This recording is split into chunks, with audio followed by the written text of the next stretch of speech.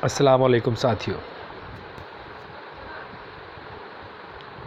दोस्तों, हमारे 75 सवाल के जवाब हो चुके थे RPSC second grade Urdu paper 2018 का। और अब हम चलते हैं सवाल नंबर 76 की तरफ। तो सवाल नंबर 76 है, मंदरजा झैल इसमें मुसफ़िर की शिनाख्त कीजिए। तो दोस्तों, इसमें इसका जवाब संदूकचा दिया हुआ है, लेकिन अभी 100% नहीं कह सकते कि इसका जवाब संदूकचा ही है, क्योंकि ये एक अरबिक इसम की किस्म है। उर्दू में तो इस तरह की इसमें मुसफ़िर कहीं देखने को मिली नहीं, ना पढ़ने को मिली। हाँ, डिक्शनरी में चेक करने पर ये पता ज़रूर चला है कि इसमें मुसफ़िर जो है एक अरबिक कवायद है जो उसमें इसमें मुसफ़िर देखी गई है। तो कहीं कहीं पर इसको कुछ लोग इसको जो तलवार ऑप्शन में था उसको भी इसमें मुसफ़िर, हालांकि अपने उर्दू में तो तलवार जो है वो इसमें आला है, लेकिन हो सकता है अरबिक में इसमें मुसफ़िर तलवार को कहते हो। तो इसका तो फाइनल आंसर के आने पर ही पता चलेगा इसका सही जवाब संदूकचा है या तलवार। अगला सवाल जो है वो है हमारा, नून मीम राशिद का पूरा नाम क्या था। तो दोस्तों, नून मीम राशिद का पूरा नाम नज़र मोहम्मद राशिद था। सवाल नंबर 78, ऐसी नज़्म जिसमें हर बंद में 8 मिसरे होते हैं क्या कहते हैं। तो दोस्तों, जिस नज़्म में एक बंद में 8 मिसरे होते हैं उसको मुसम्मन कहते हैं, जबकि 6 मिसरे वाली नज़्म को मुसद्दस कहते हैं और 5 मिसरे वाली नज़्म को मुखम्मस कहते हैं। दोस्तों, अगला सवाल है हमारा 79, वह फ़ाइल जिसका फ़ाइल मालूम हो उसे क्या कहते हैं। तो दोस्तों, जिसका फ़ाइल यानी करने वाला पता हो उसे फ़ाइल मारूफ़ कहते हैं। सवाल नंबर 80, अमानत की इंद्र सभा में कुल कितने किरदार हैं। तो दोस्तों, इसमें अमानत लखनवी की जो इंद्र सभा ड्रामा है, जिसको कि स्टेज पर किया जाने वाला पहला ड्रामा तस्लीम किया जाता है, इसमें कुल 8 किरदार बताए जाते हैं। सवाल नंबर 81, ड्रामा शाहजहाँपुर की शांतिबाई किसका है। तो दोस्तों, ये ड्रामा शाहजहाँपुर की शांतिबाई हबीब तनवीर साहब का ड्रामा है। अगला सवाल है, नाटक सागर किसकी तसनीफ़ है। तो दोस्तों, नाटक सागर मोहम्मद उमर नूरुल्लाह की तसनीफ़ है। अगला हमारा सवाल है 83, आगा हशर काश्मीरी के पहले ड्रामे का क्या नाम था। तो दोस्तों, आगा हशर काश्मीरी का पहला ड्रामा आफ्ताब में मोहब्बत है। हमारा अगला सवाल है 84, मौलाना अबुल कलाम आज़ाद की किताब तज़किरा किस सिनफ से ताल्लुक़ रखती है। तो दोस्तों, मौलाना अबुल कलाम आज़ाद की तज़किरा सवाने उम्र से ताल्लुक़ रखती है। सवाल, यादगार खाली के मुसन्निफ़ कौन है। तो दोस्तों, यादगार खाली की मुसन्निफ़ा जो हैं वो सालेह आबिद हुसैन हैं।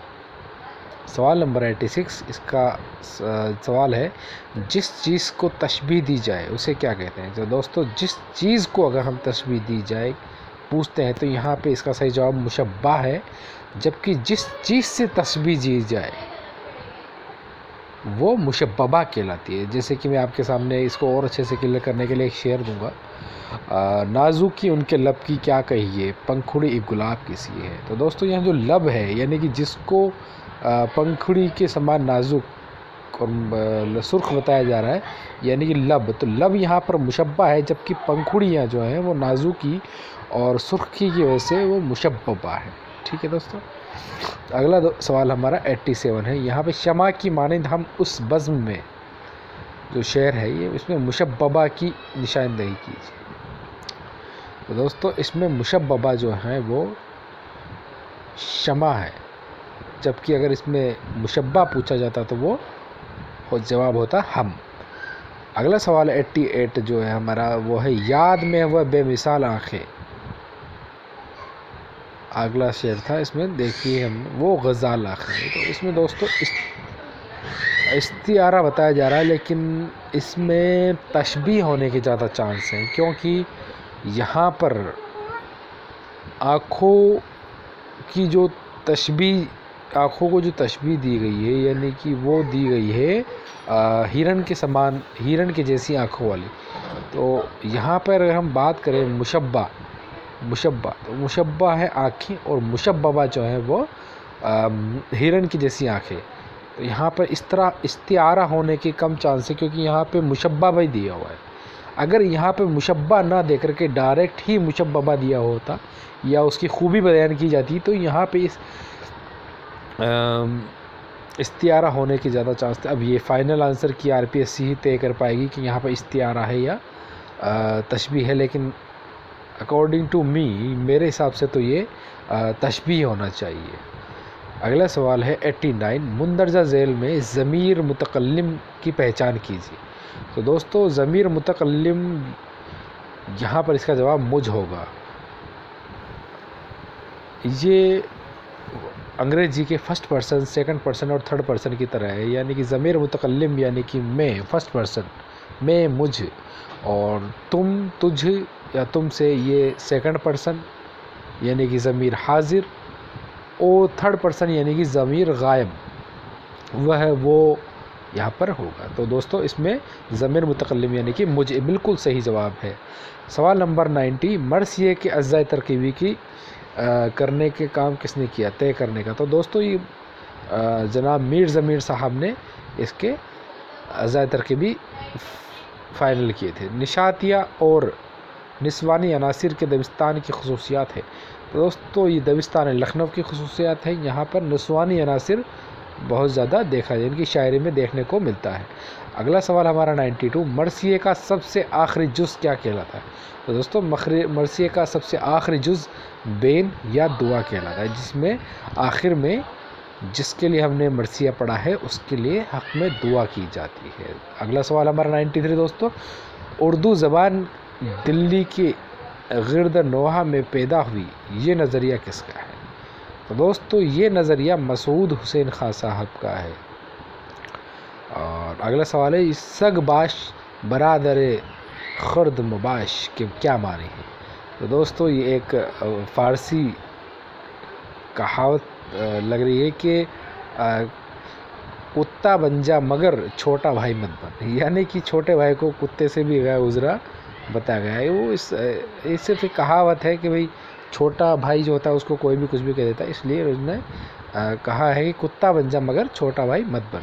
अगला सवाल हमारा 95 है, 1936 में अंजुमन तरक्की पसंद मुसन्निफ़ीन का पहला इजलास कहाँ की सदारत किसने की। तो दोस्तों ये लखनऊ में हुआ था और इसकी सदारत मुंशी प्रेमचंद ने की थी। सवाल नंबर 96, किस अदीब को मुसव्विर गम का लक़ब दिया गया है। तो दोस्तों मुसव्विर गम के नाम से राशिदुल खैरी को जाना जाता है, जिन्होंने औरतों के लिए, औरतों की तरक्की के लिए, औरतों के लिए बहुत अच्छे अच्छे अपने सबक लिखे हैं, मजमून लिखे हैं और उनकी इस्लाह की है। सवाल नंबर 97, ख़वातीन के इस्लाह है। देखिए अगले सवाल में आ जाता है, ख़वातीन के इस्लाह और फलाह और बहबूदी के लिए किसने जो है अपने मज़ामीन लिखे। तो दोस्तों ये राशिदुल खैरी साहब ही हैं।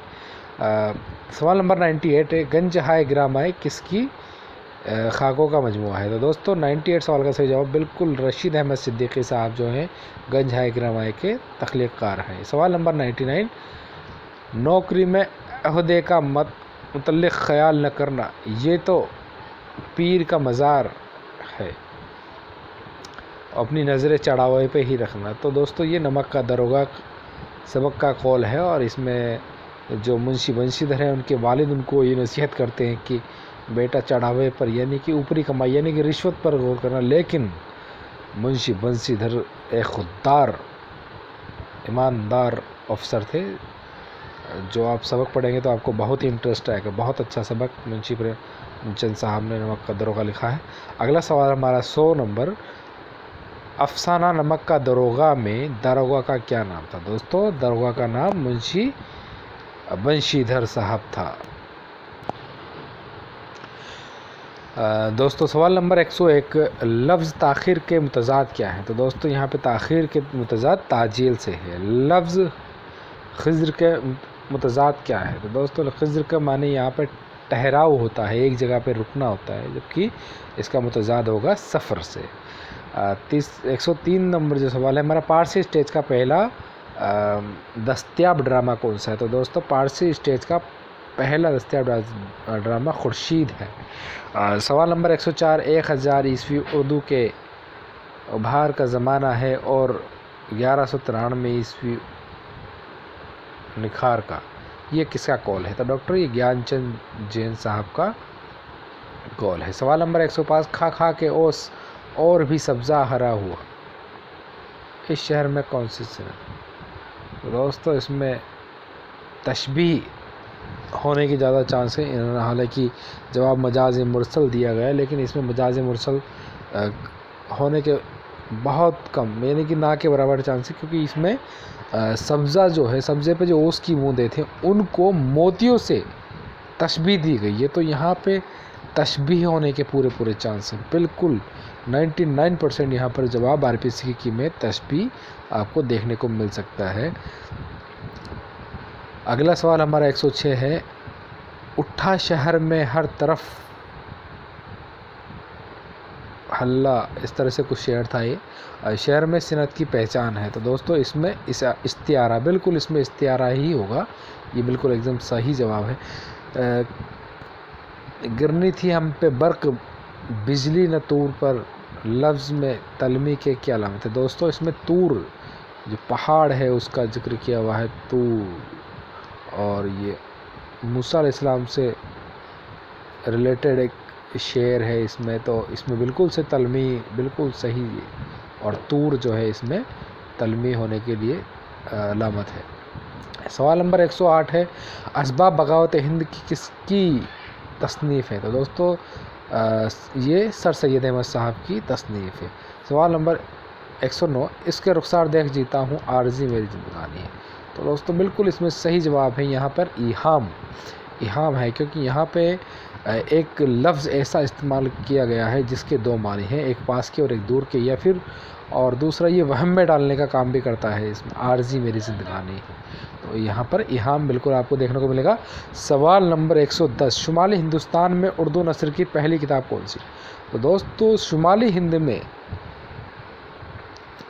उर्दू की पहली किताब करबल कता ही माना जाएगा, ना कि सबरस, क्योंकि सबरस जो है वो उर्दू की पहली और दक्कन की पहली, लेकिन करबल कथा जो है वो शुमाली हिंद की पहली उर्दू नसरी किताब है।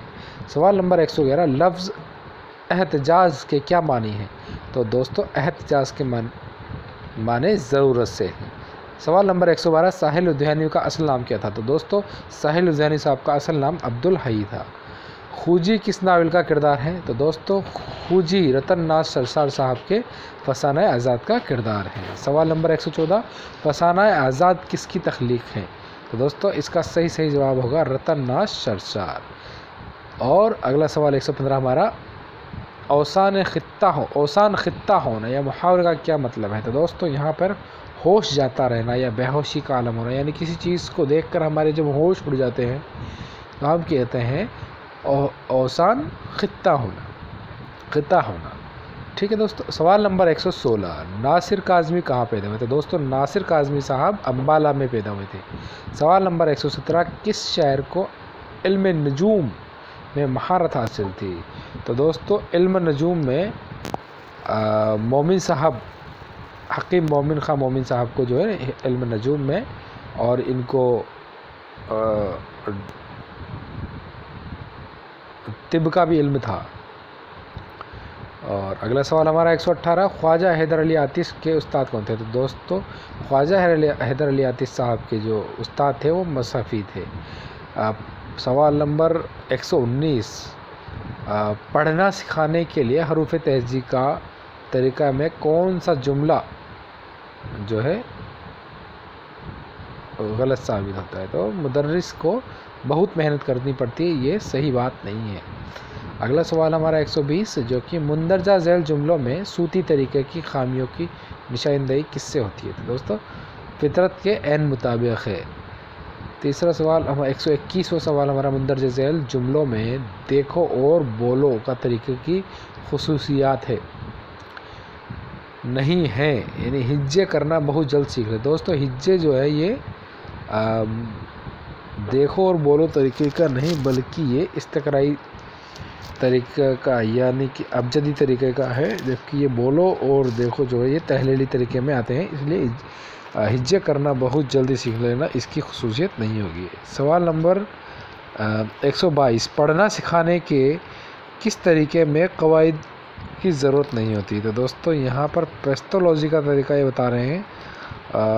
इसमें मॉन्टेसरी तरीका भी हो सकता है, लेकिन मॉन्टेसरी तरीके में हम उसके कवायद के गत्ते के टुकड़े बनाते हैं। शायद अगर उसको गत्ते के टुकड़ों को भी हम ऐसे कवायद के रूप में ले लेते हैं तो पेस्टोलॉजी का तरीका होने के बिल्कुल सही चांस है, क्योंकि ये खेल खेल में पढ़ने का तरीका पेस्टोलॉजी तरीका, यहाँ पे किसी कायदे की ज़रूरत नहीं होती है।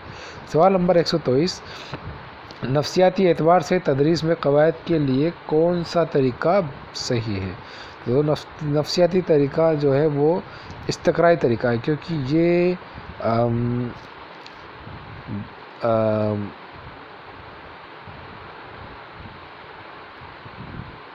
सही तरीका इसको इस्तक़राई तरीक़ा को बताया गया है, क्योंकि इससे शुरुआत यानी कि जिन चीज़ों का हमको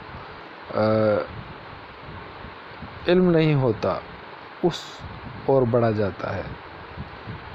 अगला सवाल हमारा सवाल नंबर 124, लिखना सिखाने का वह तरीका जिसमें ख़त मुस्तकीम और ख़त मनहनी खींची जाती है। तो दोस्तों ख़त मुस्तकीम होती है सीधी लकीरें, ख़त मनहनी होती है टेढ़ी आड़ी तिरछी लकीरें। ये जो है पेस्टोलॉजी का तरीका है।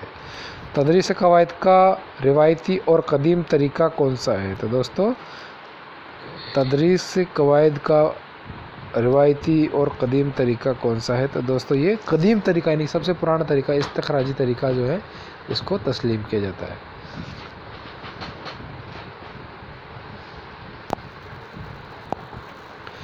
सवाल नंबर 126, तहकीकी तरीक़ाकार का मौजिद किसे कहा जाता है। तो दोस्तों तहकीकी तरीक़ाकार का जो मौजिद है वो प्रोफेसर आर्मस्ट्रॉन्ग साहब को कहा जाता है। सवाल नंबर 127, किस तरीक़ा तदरीस में तलबा की हैसियत जो है वो इनफ़ाली हो जाती है, यानी कि पैसिव, ये एक्टिव नहीं होते बल्कि पैसिव हो जाती है। तो दोस्तों इसमें लेक्चरर का तरीका जो है बिल्कुल सही है, इसमें सिर्फ उस्ताद ही एक्टिव होता है, बाकी तलबा चुपचाप पैसिव हो जाते हैं। तो ये इसका सही जवाब होगा। ज़ेर निगरानी इसका जवाब नहीं होगा। तीसरा, क्योंकि उसमें बच्चा एक्टिव होता है। और 128 नंबर सवाल है, मुताला ज़ेर निगरानी के तरीके की क्या खसूसियत होती है। तो दोस्तों मुताला ज़ेर निगरानी को उस्ताद की मौजूदगी